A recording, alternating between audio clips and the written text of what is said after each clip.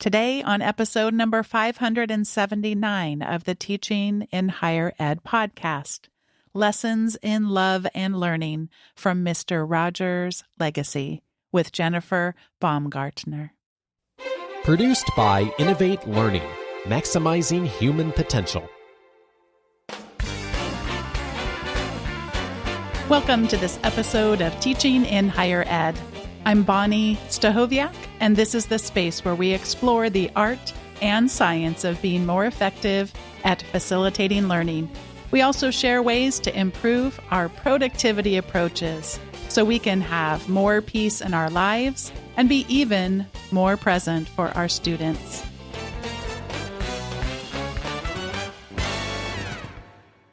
Today, I welcome to the show Dr. Jennifer Baumgartner. She's a professor of early childhood education at Louisiana State University, where she teaches in the PK through 3 teacher certification and graduate programs. She serves as faculty chair of LSU's Communication Across the Curriculum program, helping faculty and students develop strong communication skills across disciplines. A dedicated educator, she integrates service learning, communication-intensive instruction, and oral history methods in her courses on early childhood education, child development theory, and stress in educational contexts. She's the creator of the Louisiana Early Childhood Teacher Oral History Project, which documents the experiences of early childhood educators across the state. Jennifer was an Inquiry Education Fellow in 2022 to 23 with the Fred Rodgers Institute in Latrobe, Pennsylvania, and continues to study and practice Fred Rodgers' educational philosophies. Her work explores how his approach to early childhood education can inform teaching today, emphasizing connection, communication, and the emotional well-being of teachers and students. Jennifer Baumgartner, welcome to Teaching in Higher Ed. Thank you. So happy to be here. A lot of times on this podcast, I invite people to take us to the past, and I'd love to have you do that for us, Jenny, but introduce us to someone. Tell us, who was Fred Rodgers? Well, Fred Rodgers, as many of your listeners may know, was an American television star, creator of children's programming. He was also a Presbyterian minister. He had many roles that he played in life. But what he's mostly known for is the Mr. Rodgers Neighborhood, which ran from 1968 to 2001. And he did a lot of work with early childhood education, child development, as well as working with people in communities through public broadcasting network. And we can talk about who he was from a factual basis, but those of us who knew him, and even if our knowing him was in a parasocial way, we have some memories. Tell us about your memories of, I don't know if you would have called him Fred Rodgers or Mr. Rodgers or however Mr. you knew Rodgers, him, of most course. definitely. Like many, I watched Fred Rodgers as a child at home. Mr. Rodgers' Neighborhood was one of the programs that we consumed. And I honestly didn't think much about Mr. Rodgers' Neighborhood when I became an adult until he passed away. 2003, I believe. And I attended a National Association for Early Childhood Education that year. And they did a session where they celebrated his life and work in early childhood education. And it was in an auditorium, and we were watching clips of Fred Rodgers during this moment with, hundreds of other people. And that's when I sort of remembered Mr. Rodgers and my own experiences of his show as a child, especially how I would watch him after the death of my father when I was about 4. And he was a very comforting influence as a young child, but I have a vivid memory, and those who watch the show know, as he leaves the program, he closes the door and says goodbye. I would always turn it off before he would. I like to imagine that he stayed in that beautiful space on television. I also love the music. I so remember watching him in the music store, and I remember making a vow I was going to own every music and every instrument and be able to play them all when I grew up. Now, I didn't understand how unrealistic that was going to be. But anyway, those are just a couple of memories of Mr. Rodgers.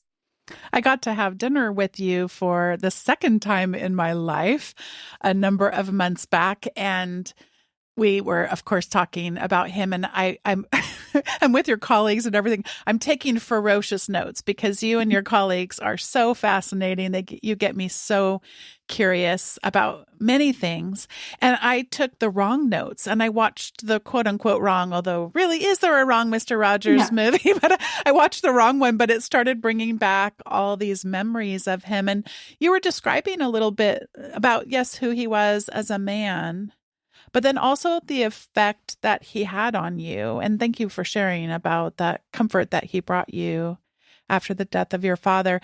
I'm thinking about, for me, when I re-experienced so many of the clips or recreated clips, and in this case, it was a movie with Tom Hanks starring as Mr. Rogers. Yes, yes. And he just reminds me of the value of slowness, to give myself permission to slow myself down. And today I'm getting to interview two people for the Teaching in Higher Ed podcast, and got to have a conversation just before this one with Jessamine Newhouse. And we were talking about stopping or slowing down, when things happen. And what sorts of values do you see him evoking that have really meant something either to you or perhaps to early childhood education professionals as well? Like what sorts of things might we draw from him in addition to his reminders to slow down, but what else comes to mind for you? Well, I think that moving slowly or taking your time is a very key theme of Mr. Rogers' Neighborhood and also Fred Rogers' life and the way he lived it. The first value probably, though, would be love. And that's really where his love for children, for people in general, and his desire to respect them and understand them was at the root of a lot of what he did. In fact, there's a quote about love, or the absence of it is the root of all things, that he said. And the way he talked about love or experienced love was not, a romantic love, but it had more to do with sort of an understanding of the individual and entering into a relationship with them as the foundation for everything that would happen and come from it later. And the movie reminded me, or perhaps told me for the first time, I'll never really know, will I? But that he did some pretty controversial things on his show. Despite his peaceful demeanor, he had some things he wanted to tell us as a society. What were some things that come to mind for you when you think about his potential controversial things that he would have done at the time? Absolutely true. He didn't shy away from talking about difficult subjects. In fact, one of his favorite sayings of his mentor, McFarland, was that, anything that's mentionable is manageable. And the idea that we would shy away from important conversations, important questions that children would have, was something that he very much disagreed with.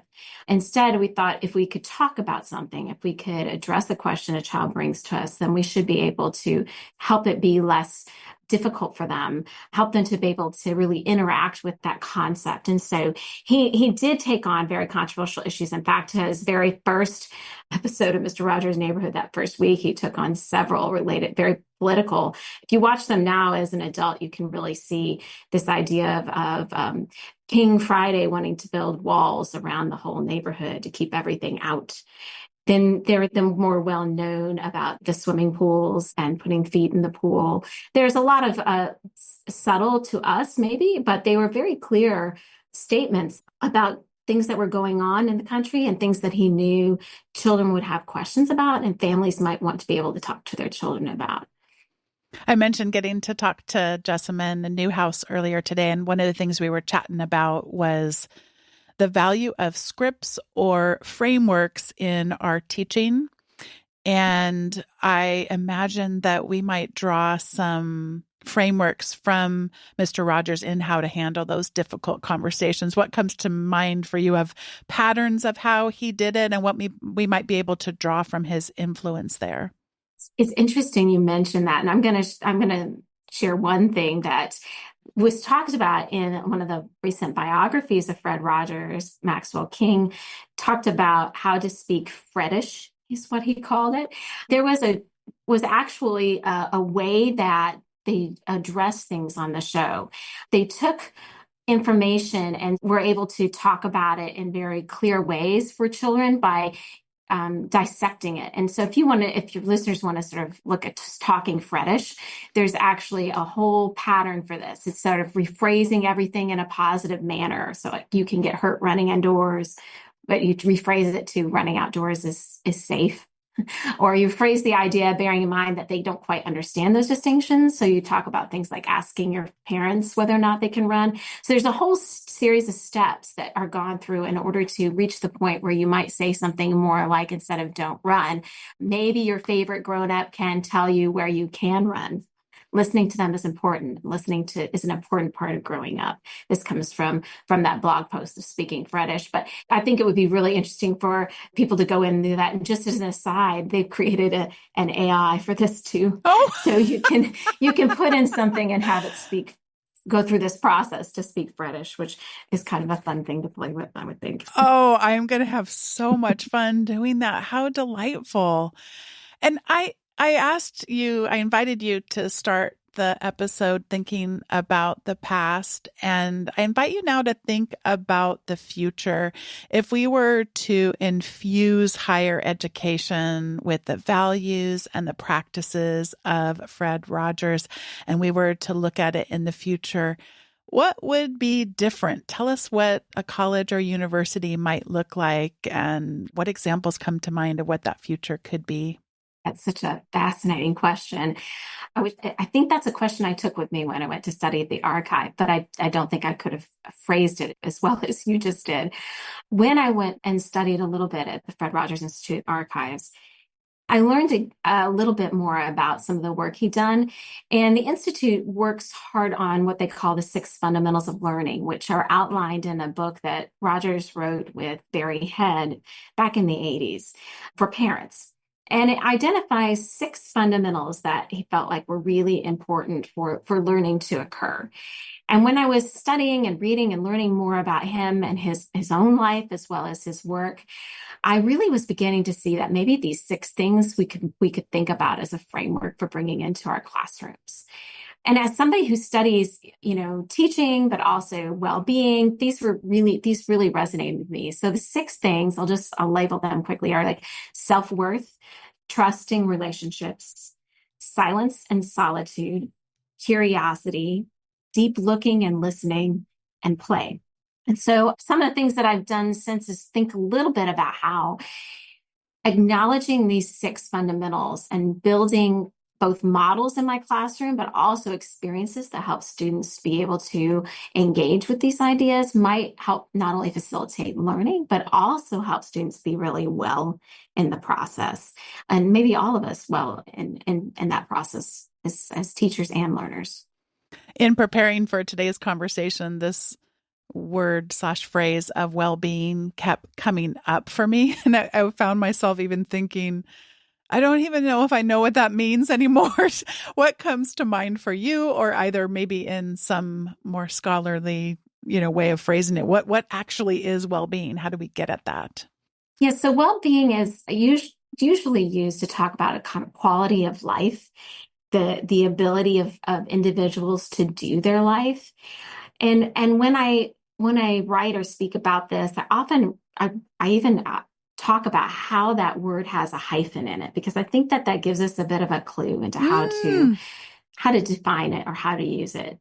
And so I really think it's important for us to think about being well in our being well in our bodies, in our environments, being well where we are, but also the practice of being well.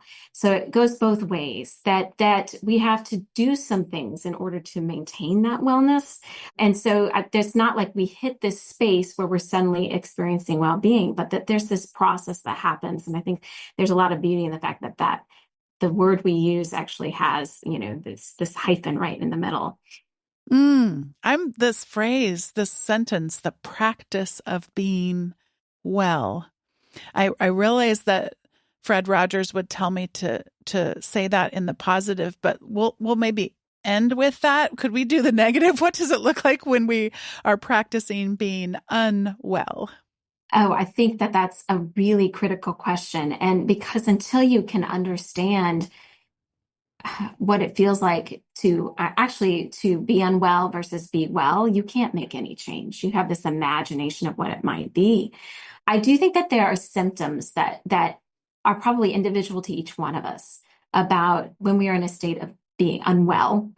But there are some things that might be common And I think that the work of Fred Rodgers might speak to these. And one of them you already mentioned, it's just the state of being in a hurry.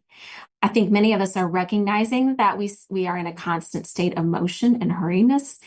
And as I mentioned, one of the fundamentals of learning is that ability to have silence and solitude. If you're in a space where it's constantly noise and you're engaging in lots of things around you all the time without any space for silence and solitude, that's probably a sign that you may be living in a state of being unwell. And I think that there's many more related to sort of how you show up in the world. If you feel like you're not able to be the person that you want to be in the spaces that you live, that might be a sign as well. But I think this connection and the stop and hurriedness is a really big symptom, at least right now in our society. And then, so if that's what being unwell looks like, what are some descriptors that come to mind around being well? Well, I do think that these fundamentals are really key to talking about wellness as well as learning. And I have found as I've tried to practice some of these things in my own life, but also embedding them into my work with students, that when I am engaging in a practice of silence and solitude, when I have a practice of play in my life, when I am being curious about many things and take time for deep looking and listening, and I spend time with people that I have a trusted relationship with, then I am in a state of wellness or well-being. Mm. And do you have any sort of practices that you do to do a temperature check on those things to help you reflect and maybe know when the dial needs to be turned up or down on particular practices or mindsets? Yes, now that's a really, really good question. I'm not sure I have perfected. In fact, I'm sure I have not perfected that yet. I do think that one thing that I do begin to notice is if I am in a constant state of having to have sound around me, that's probably a symptom that it's not taking time to do these other things like be curious or to looking, listening, or have time for play. If I'm constantly in motion and not taking time for silence and solitude, or if I am always, always having to have something to stimulate me from outside, like, your phone, your music, a conversation, all can be really lovely and wonderful things. But if there's never a break from that, that is probably a symptom from me personally that I may be avoiding something else or that I need to do a check-in. Yeah, I've mentioned a number of times on the podcast that I have finally found something that works for me to get me to be doing regular stretching. And it sort of cracks me up because it feels a little bit, I don't know. I don't want to be mean to myself. I want to be kind to myself. I'm very motivated by streaks. And so it's just the fact that the app, it's called Bend. I've mentioned it before on the show, but the Bend app has a streaks feature to it. And there's something that scratches a particular itch for me there, but also that it's such a small lift so that you can set it for as little few minutes as you want, but for me, a minimum number of minutes that counts for that streak is 4 minutes. And Jenny, there's no way I can't squeeze 4 minutes out of any of my days. So I really find that as something that can invite more silence and solitude and that more, self-worth. And once you kind of settle into those patterns, then they become self-reinforcing, but you kind of have to trust yourself or trust someone else or something else in order to actually begin the practice. It doesn't generally start with the belief, to me, at least in my experience. It starts with the practice. Oh, yes, Yeah. most definitely. And I think what's key from what you just said is it doesn't need to be a long period of time. Mm-hmm. I think, even thoughtfully setting aside a minute a few times a day can have a big impact. But it is difficult work. It takes practice, especially if you haven't done it before. I well remember when I was at the Institute in Latrobe Pennsylvania, done some work, studying there for a day. And then across the street from, it's on the campus of St. Vincent College. It's across the street is this beautiful nature reserve, Winnie Palmer Reserve. And I've been there before. It was a beautiful day. So I went over there and I had just read about how Fred was practicing silence and solitude and was really like, okay, I'm going to do this. I'm going to try this. And I went over there to experience it, and it was one of the most difficult things, not to pull out my notebook and make notes because my head was full of all of these ideas, not to try to produce a list or something, but to just sit there. It was an absolute struggle at first, but when you settle in and when you practice, it's just like anything else. It gets easier and easier to do. And we've talked about perhaps cultivating these practices for ourselves a bit.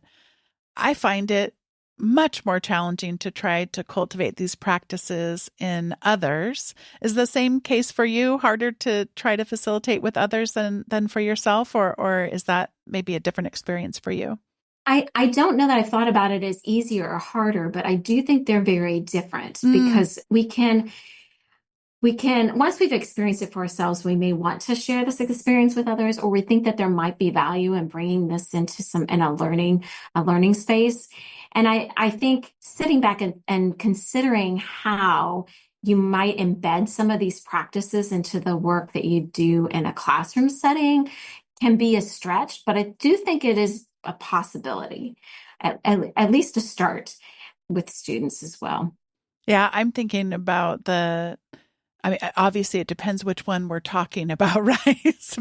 But perhaps if we just take the silence and solitude, that may not be something Mhm. that students in a college classroom have ever experienced before. And No. I used to, in fact, I shouldn't say I used to, I still do this. I have something I learned from others, but the 8-second rule, where you ask a question and then you start counting quite literally to yourself, but 1,000, 2, 1,000. 3, 1,000. And you will just so rarely get to 8 seconds, especially if you're teaching an on-campus class. And so in that case, I am, of course, manipulating students using silence and their discomfort with it to invite participation. But there would be other ways that we might want to use silence. And this could be very jolting for students. I mean, you talked about sort of nourishing yourself I'm saying nourishing, but feeding yourself with the noise and the busyness and all of Mhm. that. So Mhm. when we get off that train, even for a moment, that can be very disorienting. What kinds of things come to mind for you to try to anticipate that disorienting feeling when we do invite others to slow down, experience silence, or even some of the other characteristics that you mentioned, get curious about something, begin to trust someone else? Yes, so I think, I love that you had that example about the 8 seconds, after you ask a question. And I suppose I wouldn't have thought of it as manipulating. Oh, I'm kidding. I'm kidding. It works I so good. really, I'm an evil mastermind over here. It's so much fun. I do think if we pull back, if there's a routine practice in the classroom setting where there are spaces where silence is practiced, that could be a very meaningful way of bringing this into that space. But I just this semester, I was last that we just ended, I was facilitating a faculty learning community with some faculty members who teach communication intensive courses, and my colleague Melinda Suter was working with students in her class doing nature notebooks. It was part of noticing things in nature and documenting them as part of course goal. And she shared that she decided to give the students time in class, but even more time than it was probably they would immediately thought was necessary. And she found it really interesting that when students came back to her after they thought they finished and she sent them back out, right, that they also discovered they noticed more. They did more deep looking and listening. They were able to understand more about the time and space. They took things in at a deeper level. And when she shared this in our learning community, another colleague shared something that I thought was really profound. She just looked at, she said, there's great value in giving students timed assignments when the time feels long, because it's in contrast to their typical experience of time pressure. And it's encouraging students to sit in a task, which I think is something that's so needed.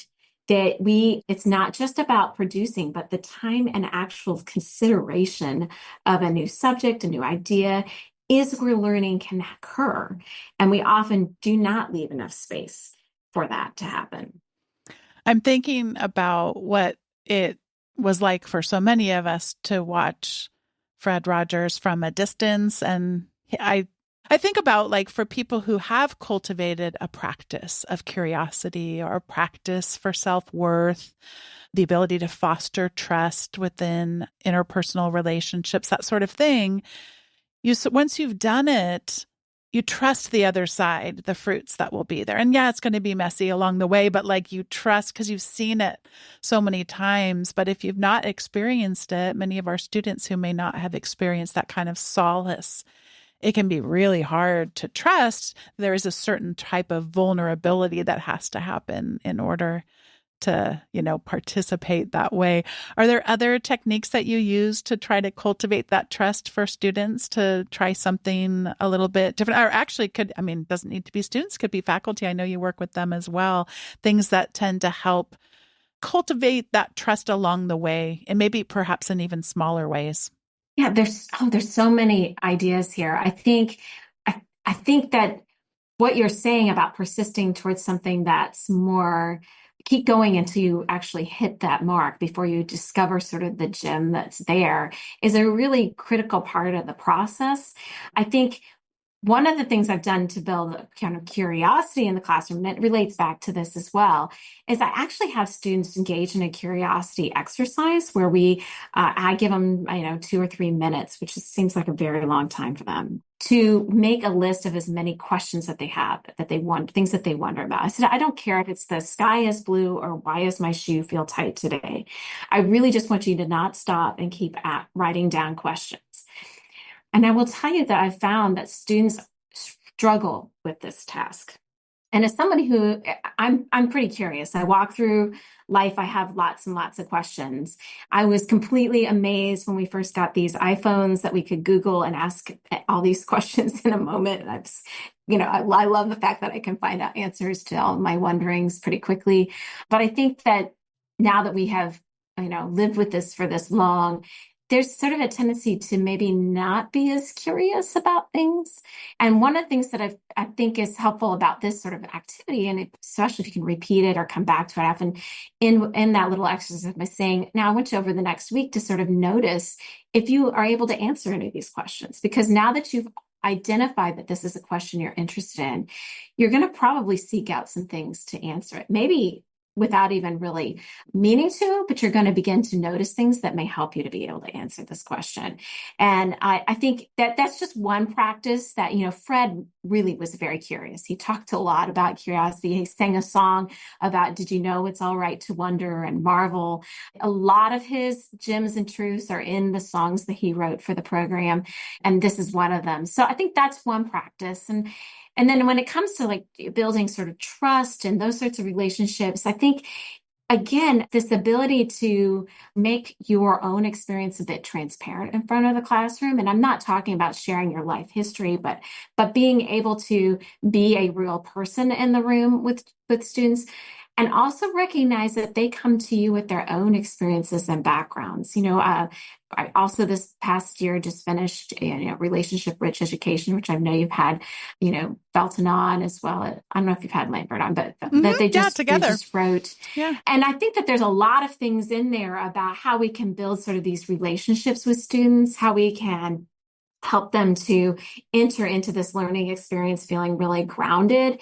And this was a key principle of Fred Rodgers as well, that when we interact with students, we need to remember that the essential parts of them are often invisible to our eyes. One of his favorite quotes that he had in his office, that the essential is invisible, from Little Prince.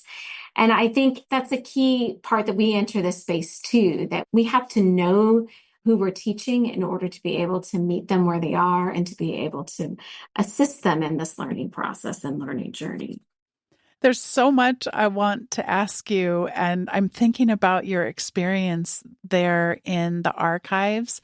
And I know the archives can look so different across so many different sorts of disciplines that I would just love to have you reflect, though, on maybe anything surprising that came up from that method of learning that you were able to draw back in your classes, even though you're not necessarily going to be able to take all your students to get to go have the same experience, but anything just from the experience of learning through that you were able to bring back into your teaching?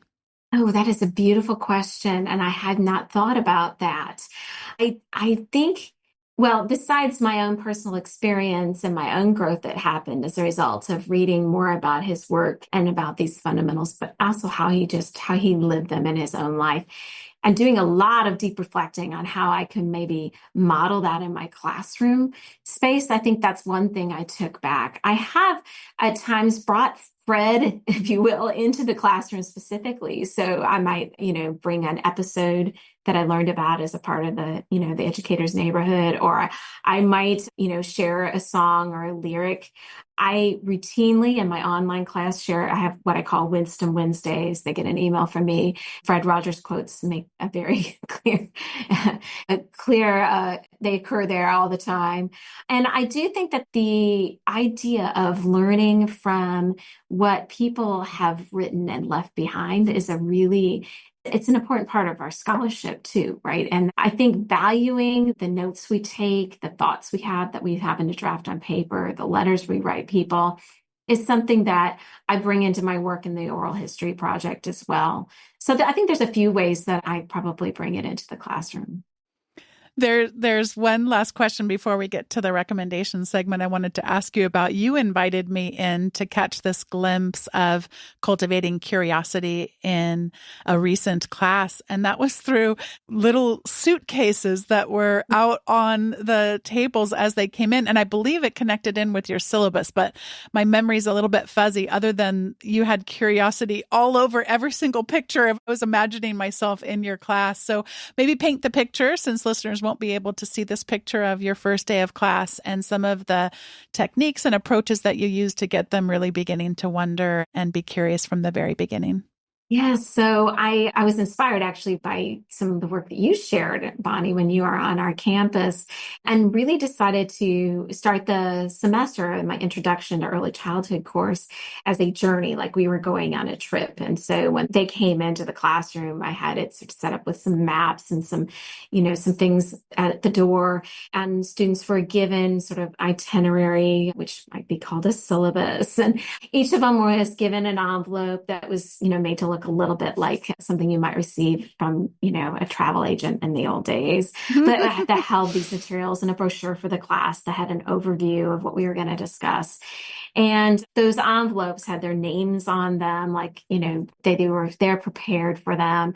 I use those envelopes the entire semester as a mechanism. I don't do this usually. This was sort of new, but it was a mechanism for sharing feedback both ways. So students were welcome to put notes in there, or what they wrote real reflections in class, and then I could write notes on those, and they could pick them up at the beginning of class and review them. Also, if there's anything I wanted to hand out before class, it just saved time. They picked those up at the beginning.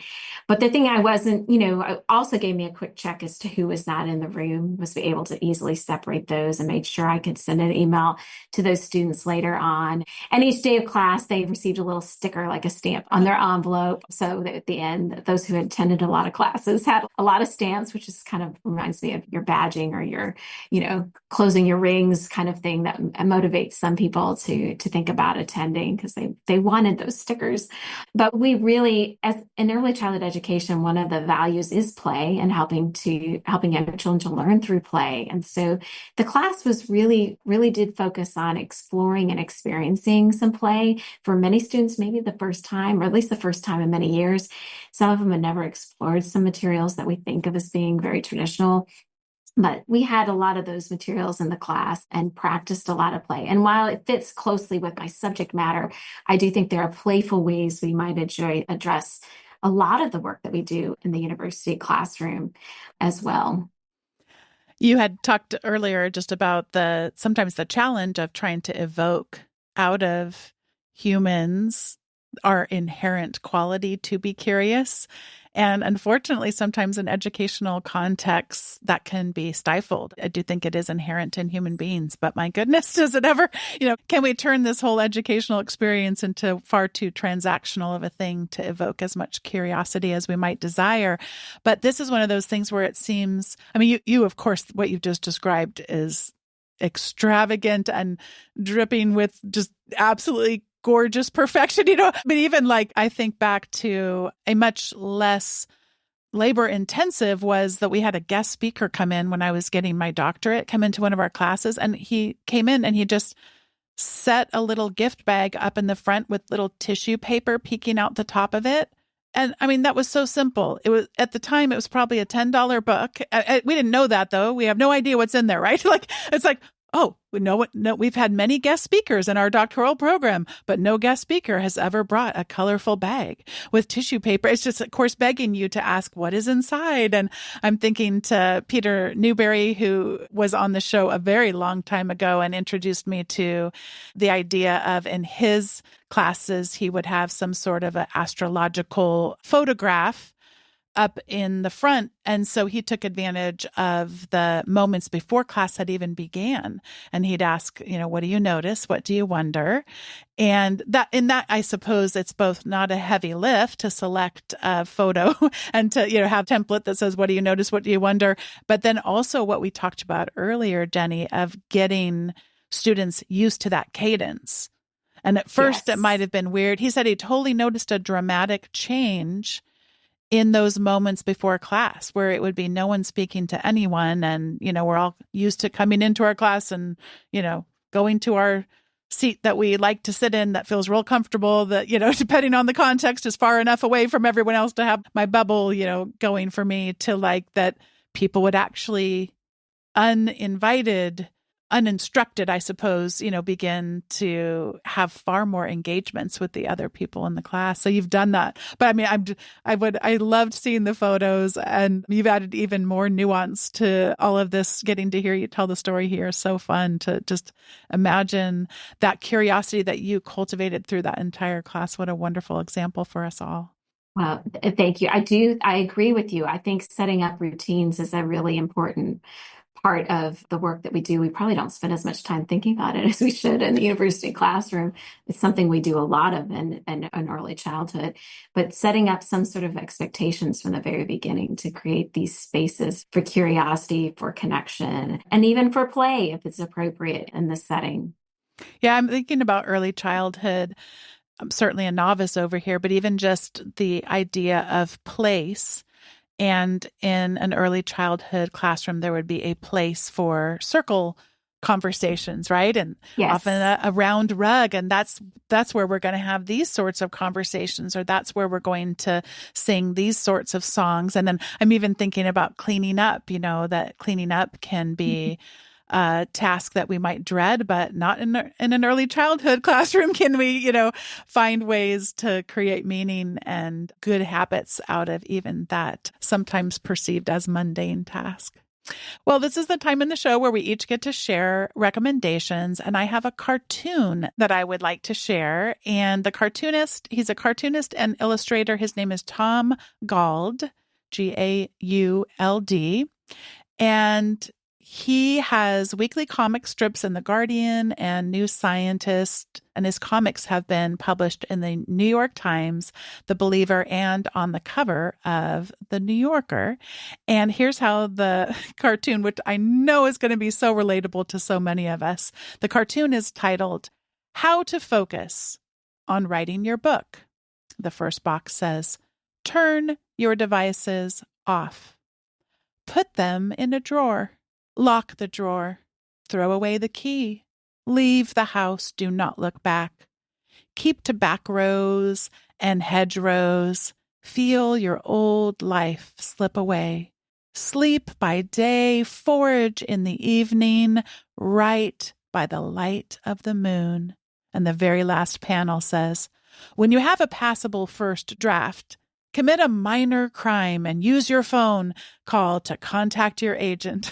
Speaking of slowing ourselves down, Jenny, and carving out time to write and create, such a beautiful illustration of how challenging it can be to write and do other forms of creation. And I did want to mention, I haven't seen it yet because it's not out, but Tom Gauld also has a book, a graphic novel called, full of comics, Physics for cats. Find out why every scientist worth their sodium chloride has a Tom Gauld cartoon taped to their electron microscope. This new batch of hilarious gags will be as important to every self-respecting scientist as a lab coat and goggles and oversized rubber gloves. So especially for those of you in STEM fields, that might be a fun book when it ends up releasing to go check out. So that's my recommendation, Jenny, and I'm going to pass it over to you for whatever you'd like to recommend.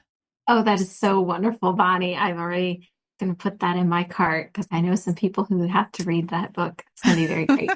Other than I would encourage people, if you're interested in Fred Rodgers and you really would like to know more, to visit La Trobe, visit the Fred Rodgers Institute that's there at St. Vincent's campus. You know, it's a beautiful little town, and you can go find the statue in the square and sit with him. And it's a lovely place, as well as at Pittsburgh, where there's some sites if you're really interested in seeing parts of the make-believe neighborhood and, you know, the clock and the tower and all of that. That's something that you can see. Aside from that, I was going to share a game. I think I shared this with you, Bonnie, when you were with us, that I use in my classes to do some of this work, but it's called We See, which is yes in French and Spanish. Comes as a card game. It comes with over 200 photo cards that can be used in different ways. And there's a few different versions, some that are just natural items. There's a mix, and then there's some that are just images from the Getty Museum. But I do think that these cards can be used for all sorts of different types of games, whether it's sorting, doing language work with them, just kind of a dominoes kind of game. But there's lots of different ways to use it. It's one of my favorite things to use even in a classroom setting for deep looking and listening. And then another thing I was going to share are the Thomas Dambo trolls. I don't know if your listeners know about Thomas Dambo is a Danish recycling artist. I discovered him sometime probably during the pandemic, was following some of the work he does, particularly as he builds these giant trolls. What I think is fascinating is he co-creates this art in the communities in which he builds using recycled items. And they're usually found in nature spaces that, when you look at the troll map, are marked with an X. So you were actually going on a troll hunt. X marks the spot, if you remember the old one. So I've had so much fun searching and finding trolls, taking advantage of when I'm on a conference, seeing if there's one that's nearby. Over the last few years, I've been able to see about 8 trolls so far, and I have plans to go view a few more, hopefully this summer. So that's just another recommendation. Is this a geographic specific recommendation, I'm assuming, based on... They're all over the world. Really? So you can look, and there's several in the United States if you're in the United States, but they're all over. So yes, you have to travel to go find them, but it's a fun little pastime. I cannot wait to go explore more. And I have some family, my brother's family is in Pittsburgh, and I'm wondering if they have ever gone to the Fred Rodgers Institute. So I'm kind of thinking maybe I could live vicariously through them until I have a chance to get out. I've probably been to the Heinz Museum to see some of the exhibits there. And there's a very nice exhibit right there in Pittsburgh. That's worth seeing as well. And you mentioned movies. I do think if people haven't seen Won't You Be My Neighbor, that's, if you're looking for a movie about Fred Rodgers, it's probably, in my opinion, probably the best and most complete modern documentary of Fred Rodgers' work. And it's a fun movie to watch. Well, we'll definitely include all of that in the recommendations and in the show notes. And Jenny, it's so great to be able to have this chance to connect today and record ourselves. We've been able to connect without recording ourselves, but I'm so grateful for you and your generosity to me personally, and then also now to the teaching and higher ed community. Well, thank you so much, Bonnie. It was just a joy and a privilege to get to speak with you today. Thanks once again to Jennifer Baumgartner for joining me as a guest on today's episode. Today's episode was produced by me, Bonnie Stachowiak. It was edited by the ever-talented Andrew Kroger. Podcast production support was provided by the amazing Sierra Priest. Thanks for listening, and if you have yet to sign up for the weekly email updates, head over to teachinginhighered.com/subscribe. You'll receive the most recent show notes and some other goodies that don't show up anywhere else but in those emails. Thank you so much for being a part of the Teaching in Higher Ed community, and I'll see you next time on Teaching in Higher Ed.